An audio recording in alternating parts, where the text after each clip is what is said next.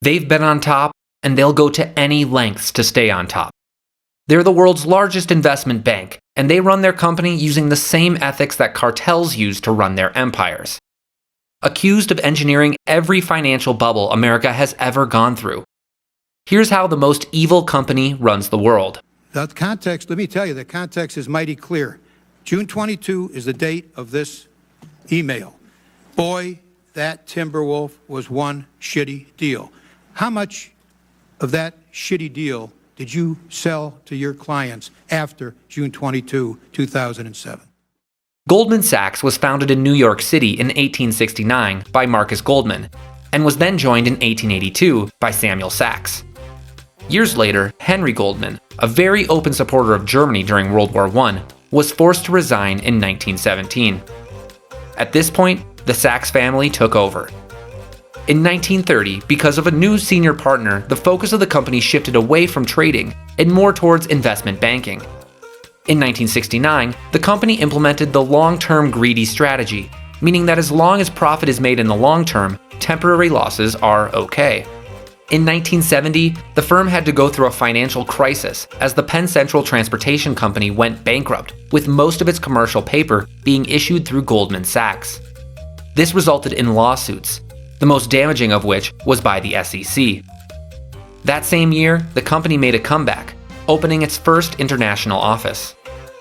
But let's now skip forward and learn why the company is called the Great American Bubble Machine. Here's a scam, or more specifically, a pyramid scheme that Goldman Sachs conducted in the 1920s. What? A pyramid scheme? A bank? How can it be? As Goldman Sachs got into the investment trust game in the 1920s, it began attracting a new type of regular guy investor into the speculation game. Goldman Sachs founded the Trading Corporation, issuing 1 million shares which were worth $100 each. It bought back all of its shares, and then sold 90% of the shares at $104, profiting $4 on every share sold. After that, they waited a while, and then began buying its own shares again, causing the price to go up even more. They continued doing this for a while, and then after that, they cashed out on a good amount of shares to create the SHENANDOAH Corporation. What did they do now? They issued 1 million shares, bought back all of their shares, and then sold 90% of the shares at a profit. This corporation was sponsored by yet another trust called the Blue Ridge Corporation. It was an endless investment pyramid, Goldman hiding behind Goldman, hiding behind Goldman. Most of the Blue Ridge were owned by SHENANDOAH, whose shares were also mainly owned by Goldman Trading.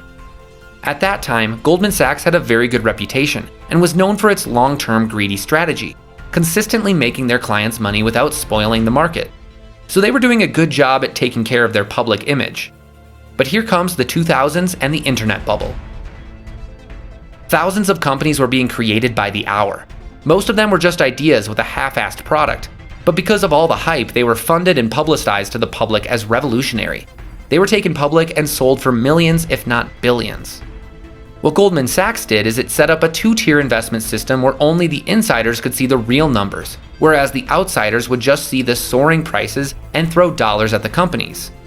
The only ones who would make any money were the ones getting out early, and by the time people realized the product was worthless, the majority of investors were left holding bags of worthless stocks. Goldman Sachs was effectively pumping and dumping sham stocks. But what about the most renowned and disastrous bubble America has ever seen? Was Goldman Sachs involved in that too? Of course.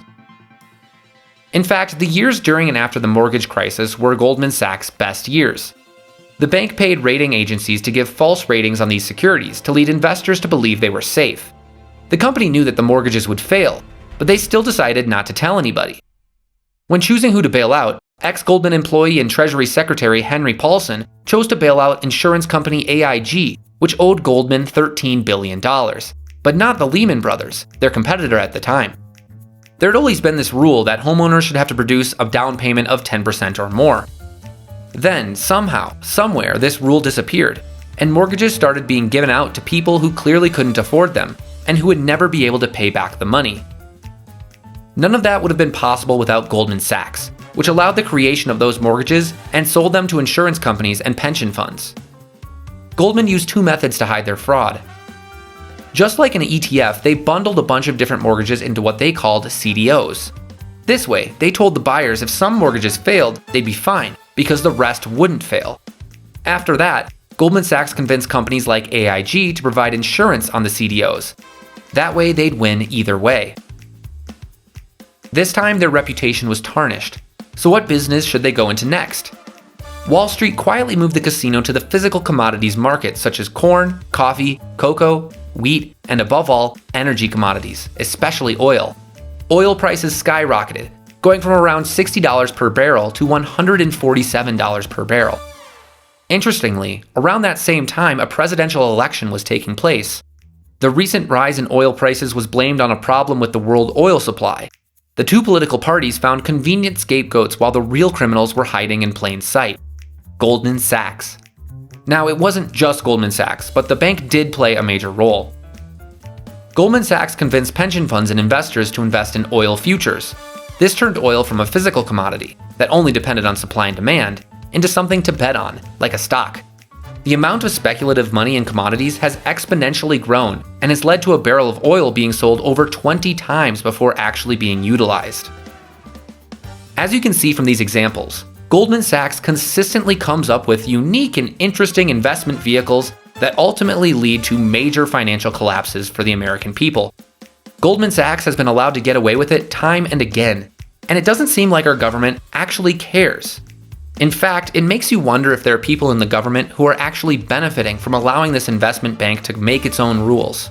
It's time the government stops doing that and holds them accountable to their actions.